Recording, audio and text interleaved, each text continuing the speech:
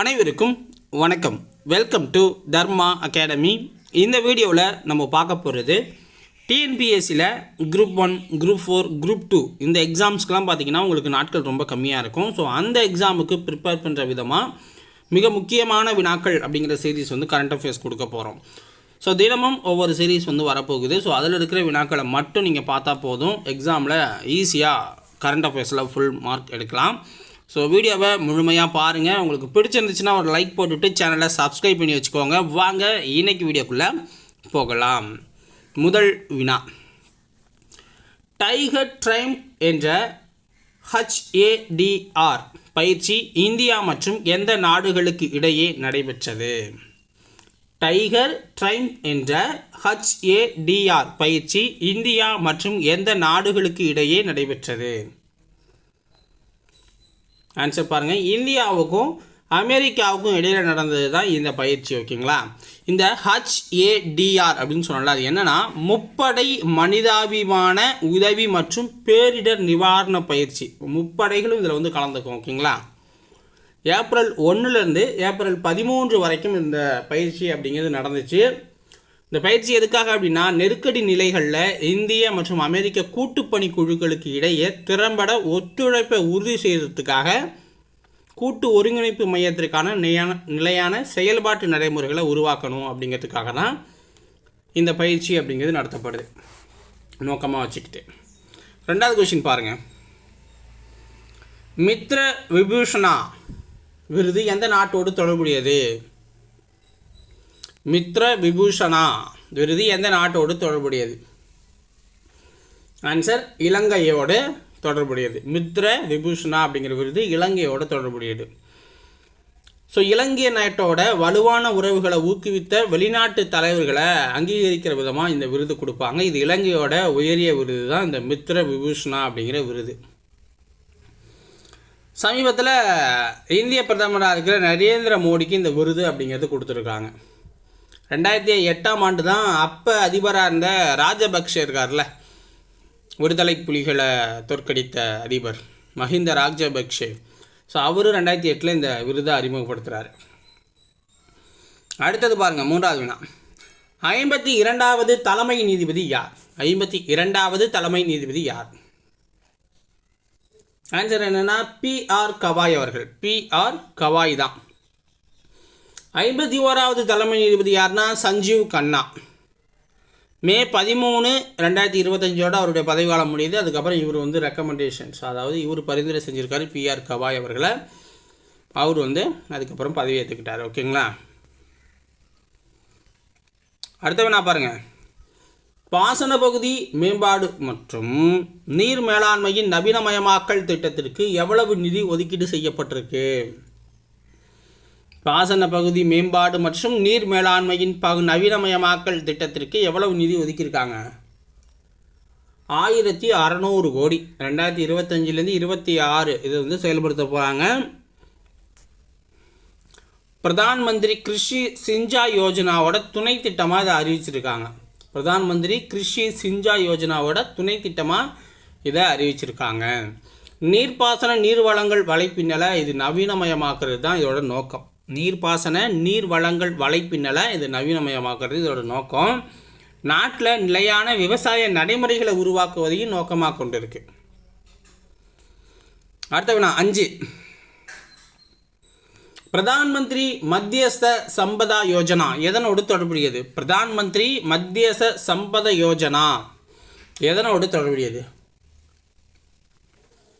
மீன் வளத்துறையோட தொடர்புடையது. மீன் வளத்துறையோட தொடர்புடையது.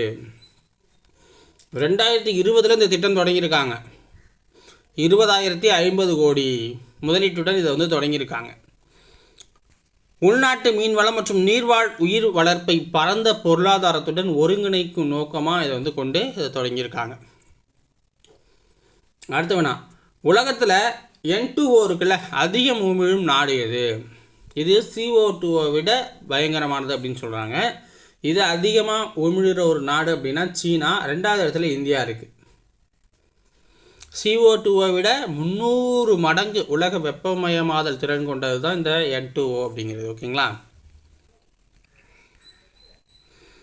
அடுத்த வினா, புதுப்பிக்கத்தக்க எரிசக்தி வளர்ச்சியில் முதலிடத்தில் உள்ள மாநிலம் எது? புதுப்பிக்கத்தக்க எரிசக்தி வளர்ச்சியில் முதலிடத்தில் உள்ள மாநிலம் எது? ராஜஸ்தான். தேசிய புள்ளியியல் அலுவலகம் NSO தான் இது வந்து வெளியிட்டிருக்காங்க.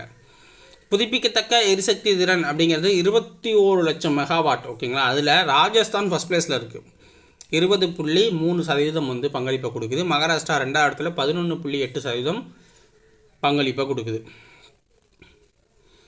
8வது வினா பாருங்கள். 2024ஆம் ஆண்டுக்கான உலக பத்திரிகை சுதந்திர குறியீட்டில் இந்தியா எத்தனை இடத்தில் உள்ளது? 2024ஆம் ஆண்டுக்கான உலக பத்திரிகை சுதந்திர குறியீட்டில் இந்தியா எத்தனையாவது இடத்துல இருக்குது? 159 இடத்துல இருக்கு. 180 நாடுகள் மொத்தமாக இந்த பட்டியலில். ரிப்போர்ட்டர்ஸ் வித்தவுட் பார்டர்ஸ் அப்படிங்கிற இந்த அமைப்பு தான் வந்து வெளியிட்டிருக்காங்க இந்த பட்டியலை. 9. இந்தியாவின் 2வது தேசிய மரபணு வங்கி எந்த கருப்பொருளுடன் தொடங்கப்பட உள்ளது? இந்தியாவில் 2வது தேசிய மரபணு வங்கி எந்த கருப்பொருளுடன் தொடங்கப்பட உள்ளது? அதாவது புதுமைகளில் முதலீடு அப்படிங்கிற கருப்பொருளோட, புதுமைகளில் முதலீடு அப்படிங்கிற கருப்பொருளோட. மத்திய பட்ஜெட் 2025-26 தான் இதை அறிவிச்சிருக்காங்க. முதல் தேசிய மரபணு வங்கி அப்படிங்கிறது 1996 புதுதில்லியில் தொடங்கப்பட்டுச்சு. வேளாண் ஆராய்ச்சி கவுன்சில் மற்றும் தேசிய தாவர மரபணு வள பணியகம் இவங்க 2 பேரும் சேர்ந்து தான் இதை ஸ்டார்ட் பண்ணாங்க. ஓகேங்களா, பாருங்கள், இந்த கொஸ்டின் ரொம்ப முக்கியமானது. மிடாத்தல் திக்ரானாவை பாதுகாக்கப்பட்ட தொல்பொருள் தளங்களாக அறிவித்துள்ள மாநில அரசு எது? மிடாத்தல் திக்ரானாவை பாதுகாக்கப்பட்ட தொல்பொருள் தளங்களாக அறிவித்துள்ள மாநில அரசு எது? ஹரியானா.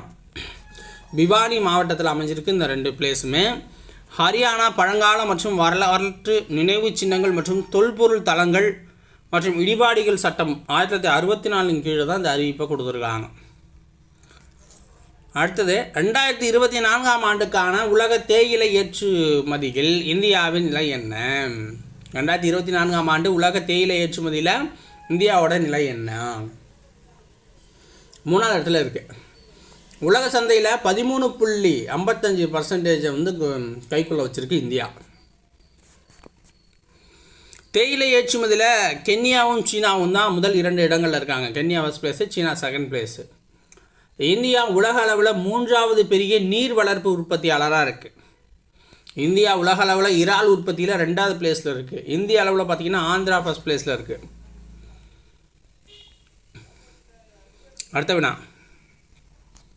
விழிங்கம் சர்வதேச துறைமுகத்தை பிரதமர் நரேந்திர மோடி எப்பொழுது தொடங்கி வைத்தார்? விழிங்கம் சர்வதேச துறைமுகத்தை பிரதமர் நரேந்திர மோடி எப்பொழுது தொடங்கி வைத்தார்? மே 2ஆம் தேதி தொடங்கி வச்சார். மே 2. இந்தியாவின் முதல் பகுதி தானியங்கி ஆழ்கடல் சர்வதேச கொள்கலன் மாற்று துறைமுகம். இது வந்து சிறப்பு. ஓகேங்க, இந்தியாவோட முதல் பகுதி தானியங்கி ஆழ்கடல் சர்வதேச கொள்கலன் மாற்று துறைமுகமாக இது விளங்குது. இது பொது மற்றும் தனியார் கூட்டாண்மையால் உருவாக்கப்பட்டிருக்கு. அதாவது கேரளா அரசு, மத்திய அரசு, அதானி துறைமுகங்கள் 3 பேரும். அடுத்த வினா பாருங்கள். அனிமியா முக்த் பாரத் பிரச்சாரம் கீழ்கண்ட எதனோடு தொடர்புடையது? அனிமியா முக்த் பாரத் பிரச்சாரம் கீழ்கண்ட எதனோடு தொடர்புடையது? இரத்த சோகையோட தொடர்புடையது. இரத்த சோகையோட தொடர்புடையது. சுகாதார மற்றும் குடும்ப நல அமைச்சகம் தான் இதை முன்னெடுத்திருக்காங்க. 2018 இதை தொடங்கியிருக்காங்க. அடுத்த கொஸ்டின். இந்தியாவின் முதல் குவாண்டம் கம்ப்யூட்டிங் கிராமம் எந்த மாநிலத்தில் அமைய உள்ளது? இந்தியாவோட முதல் குவாண்டம் கம்ப்யூட்டிங் கிராமம் எந்த மாநிலத்தில் அமைய இருக்கு? ஆந்திராவில் அமைய இருக்கு. 6வது பிம்ஸ்டெக் உச்சி மாநாடு எந்த நாட்டின் தலைமையில் நடைபெற்றது? சாரி, இதை விட்டுருங்க. அதாவது இந்தியாவின் முதல் குவாண்டம் கம்ப்யூட்டிங் கிராமம் எங்கே அமைய இருக்குது அப்படின்னா அது வந்து உங்களுக்கு என்ன சொல்லுவோன்னா ஆந்திரா. ஓகேங்களா, இந்த 6வது பிம்ஸ்டெக் ஒரு கொஷின் தான், பட் அது பாயிண்ட் மாதிரி நான் கொடுத்துட்டேன். ஓகேங்களா, ஸோ அதனால் அந்த கொஷினை மட்டும் படிச்சிடுறேன் உங்களுக்கு. 6வது பிம்ஸ்டெக் உச்சி மாநாடு எந்த நாட்டோட தலைமையில் நடந்துச்சு அப்படின்னா தாய்லாந்தோட தலைமையில் நடந்துச்சு. ஓகேங்களா, தாய்லாந்தோட தலைமையில் நடந்துச்சு. இந்த பிம்ஸ்டெக்கில் பார்த்தீங்கன்னா வங்கதேசம், பூட்டான், இந்தியா, மியான்மர், நேபாளம், இலங்கை மற்றும் தாய்லாந்து நாடுகள் தான் உறுப்பினராக இருக்குது. இதில் இந்தியா ஒரு திட்டத்தை வந்து முன்மொழிஞ்சிருக்காங்க இந்த 6வது உச்சி மாநாட்டில். போதி திட்டம் அப்படிங்கிறது தான் அதோட பேர். வின்ஸ்டன் நாடுகளை, அதாவது வின்ஸ்டன்னா பிம்ஸ்டெக் நாடுகளில் பல்வேறு நிபுணர்களுக்கு பயிற்சி, கல்வி உதவித்தொகைகள் மற்றும் திறன் மேம்பாட்டை வழங்க இந்த திட்டத்தை இந்தியா முன்மொழிஞ்சிருக்கு. போதி திட்டம். இந்த கொஸ்டினை பார்த்துக்கோங்க, ஓகேங்களா? நம்பரில் இருக்காது, அது நம்பரில் போட மறந்துட்டேன்.